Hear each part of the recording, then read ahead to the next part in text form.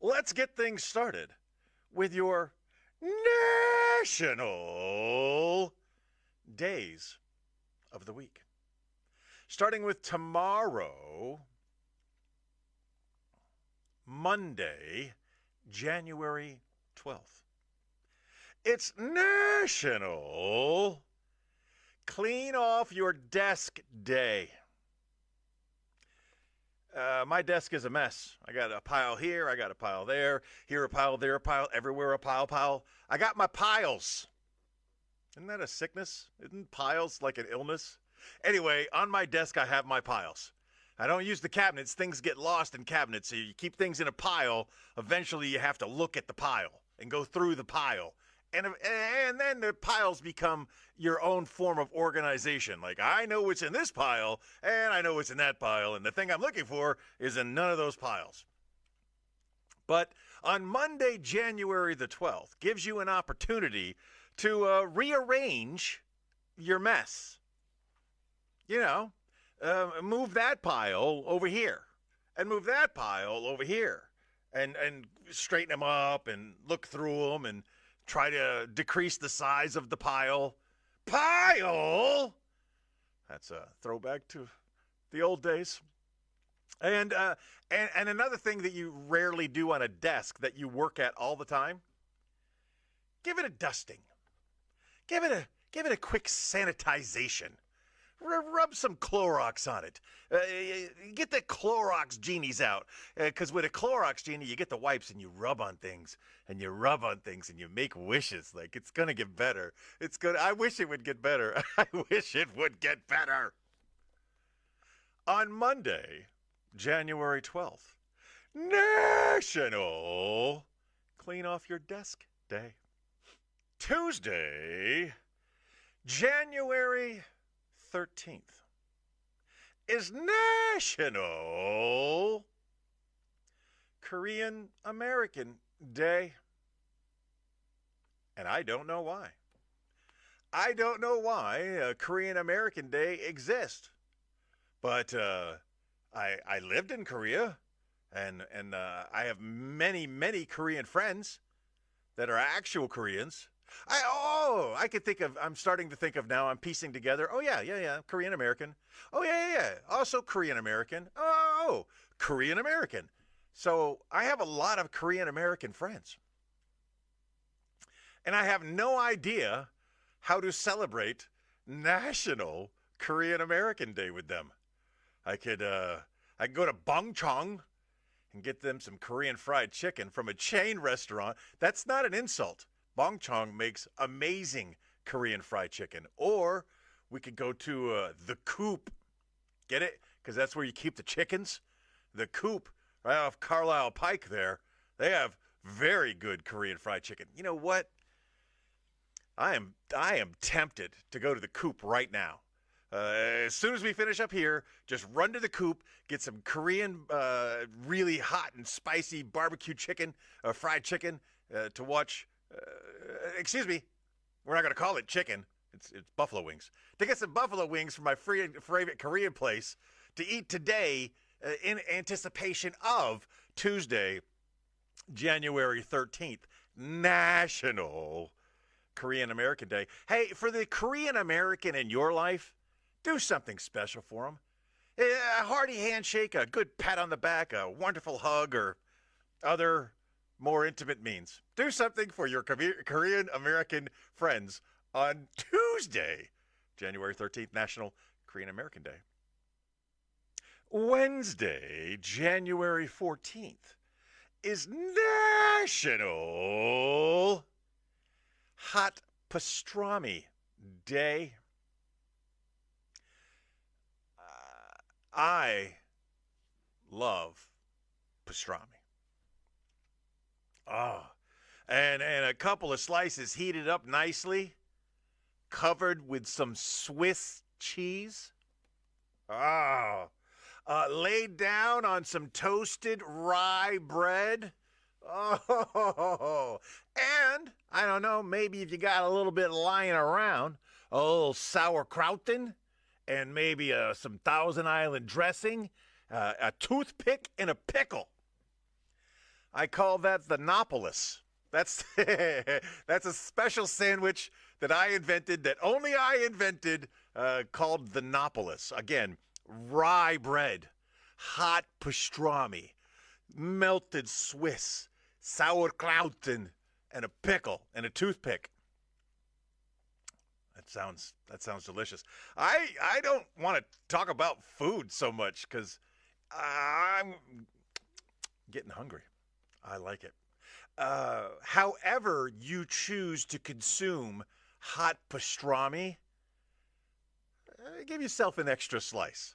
On Wednesday, January 14th, National Hot Pastrami Day.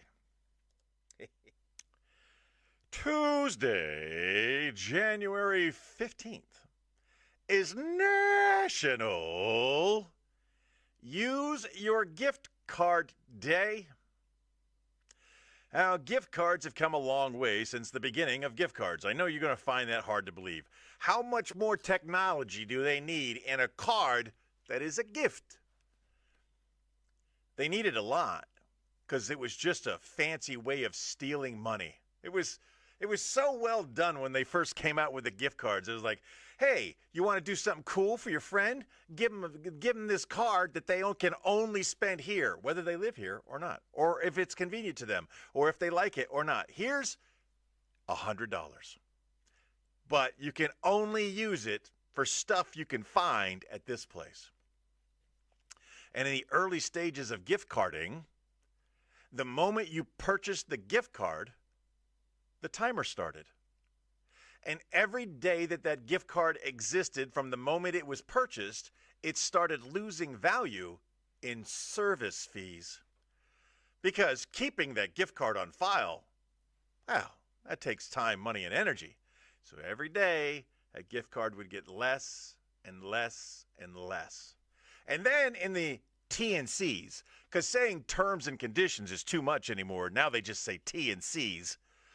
In the T&Cs, it would be like, after 30 days from purchase, value, half. Service fee, service fee, service fee. After 90 days, value, half. Service fees, service fees, service fees, service fees. And deep down in the bottom prints of the terms and agreements, or terms and T&Cs conditions, not valid after 180 days. That was no kidding what a lot of gift cards were doing at the beginning of the gift card craze. Here's $100, but in 180 days, it's worth nothing. Zilch. Nada. I'm not a fan of giving people gift cards. I am a fan of giving people money. Because you could take that money and do whatever you want with that money and go anywhere you want with that money. And you didn't really think about the gift. No, I didn't think about the gift. I thought about you. Here's some money. Go do whatever makes you happy. Sounds like a plan. Turn this $100 bill into 100 ones and go make it rain, if that's what makes you happy. Versus a $100 gift card to the Bible store. Okay? So you may think it's thoughtless, but I'm telling you it's muy thoughtful. But if someone has given you a gift card, either give it away to somebody else as a gift, and they have changed the rules on it a lot, okay? It's not going to be service feed out from day one, but it may be service feed out from day starting 180. They're still going to find a way to get you, okay? They're going to find a way. So you got a gift card, treat it as found money. Spend it as quickly as you can spend it. And if you got a bunch of them, look at this. These guys, man. I'm curious. I probably had these for years. I should go on and see what they're worth right now. This company, though, I think they're going to be worth 100% of what they were given. Because they know they're going to get the money. They're going to get the money one way or another. Anyway, Thursday, January 15th, collect all of your gift cards. And go on a spending spree, baby. Have a blast. On Thursday, January 15th, National Use your gift card day. Day? Friday, January 16th is National Fig Newton Day. Huh? Fig Newtons are not the most delicious cookie ever made. But they're healthy because they've got figs in them. And from the taste of the cookie that surrounds the fig filling, they didn't use a lot of sugar or sweetener or anything that tastes good. I may sound like I'm talking bad about Fig Newtons, and I don't keep them in the house for this one reason. They get ate. I don't know how. If a box of Fig Newtons shows up in the house, I'm like, ugh, Fig Newtons? Come back later like, oh, Fig Newtons? Oh, looks like somebody got into the Fig Newtons. I don't know why. They're kind of an addictive, because it's not a great cookie, but it is an addictive cookie. And you will find yourself one at a time just flipping through Fig Newtons, and the next thing you know, they're all gone. Meanwhile, I've got some Ahoy chocolate chips that have been sitting there for probably 2 years where one cookie has been removed. Because it's tasty and delicious and it's sugary and it's sweet and it's all of the bad things. But a Fig Newton is none of those things. It's made from fruit that comes from a tree and wrapped in dough that they didn't sweeten. I think you can appreciate the Fig Newton, and for no other reason that someone took the day to make it a day. And that day is Friday, January 16th, National Fig Newton Day. More than animal crackers. Like, I love animal crackers. But I have a lot of animal crackers left that I haven't eaten, that I haven't gone through. But Fig Newtons do not last long around me because they're good for you. Winky, winky. Saturday, January 17th is National Hot Buttered Rum Day. I like butter. I like rum. I don't know how the two work with each other. I don't know how you combine hot butter, which is melted butter, and rum. Do you just... I'm so confused. It's January, and somebody needed a drink, and they had some rum in the house, but it was cheap rum. It was bottom shelf rum. And they got the rum, and they take a swig, and like, that's horrible. What do we got around here that'll make that horrible bottom shelf rum taste better? All I got over here is some freaking melted butter. Is it still hot? Yeah. Let me see it. And they bring over the hot butter, and they pour it in the rum and shake it about and takes a shot, and yeah, that's better.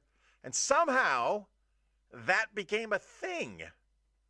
So somehow hot buttered rum are words that I've heard put together before. I don't know what the catalyst of the invention was. I don't know why somebody would combine those things. They're always trying to combine butter with other things. And I got butter on the brain right now, and I'll tell you why. I live in central Pennsylvania, okay? And right now, we have the farm show. And it is such a big deal. You don't realize how big of a deal the farm show is until you go to the farm show, which I have done in past years. I'm not putting myself through that trauma again. I'm not going through that again. But they got the cows, and they got the tractors, and they got this giant complex that's all for the farm show, and the traffic going to it is ridiculous, and parking went up 50% from last year because they can. It's huge. And the biggest attraction that they have is the butter sculpture, where they have this giant life-size sculpture every year created entirely out of butter. So much butter. But you know what I've never seen at the farm show? Rum. Because if they sold rum at the farm show and they got this giant life-size butter sculpture, shave a little off. Put a little torch to it. You're over in the corner with a little torch on a spoonful of butter and your chivy of rum. Yeah. Well, unfortunately, the farm show will be down and closed before we can celebrate that way together on Saturday, January 17th. National Hot Buttered Rum Day. Sunday, January 18th, is National Gourmet Coffee Day. I know a little something about coffee. I would consider myself just below a connoisseur. Like, I know coffee. I know what coffee tastes like because I drink coffee. Many other people drink coffee-flavored beverages and call it coffee. The moment you're putting milk and sugar and creamer and spices and nutmeg and hot butter in your coffee, you can call it coffee, but it's just a beverage where coffee is an ingredient. The only way to really know the notes and the tones and the flavors of coffee is to drink it the way God created it. Plain. Just no additives whatsoever to truly embrace all of the work that goes into a cup of coffee, whether it be an espresso, which is just coffee concentrated in a short cup, or whether it be an Americano, which is a full-length coffee, but not concentrated, and no additives, no nothing, no squirts of the squirts. I don't even know what the definition of gourmet coffee would be these days. I do know someone who has some cat poo coffee. And I also know someone who really wants to try the cat poo coffee. I should put those two in touch with one another. I would film that for content. Is that coffee? Is the struggle what makes the flavor real? Did you know all coffee is from Ethiopia? You want to argue with me? I know, because you think you know things that you do not know. They've got the French label. They got other names. They got these things. They got that things. They got all the things. But coffee, the plant, the tree, originated in Ethiopia. Now, they took that to other places, to, Colombia, known for its coffee, and that's all. They took that tree and they took it to different places, and now you can get coffee from all over the world, which is an important lesson. If you have an important resource, don't let people take it home. We were always told that the Japanese gave America all of the cherry blossom trees. I see cherry blossom trees everywhere, and it wasn't just from the couple that they gave us. And tea, I think tea was once restricted to a very small region and then became a giant thing globally. I don't know, nor do I care. I don't know what gourmet coffee is. I do know what coffee is, and I'm going to tell you, I like it. I love it. I want some more of it. But if you can think of what gourmet coffee is, I'm interested to hear. And what is your favorite coffee? Also interested to hear. Or coffee-flavored beverage. Tell me about it next Sunday, or before next Sunday, January 18th. National Gourmet Coffee Day. And that concludes the National Days of the Week.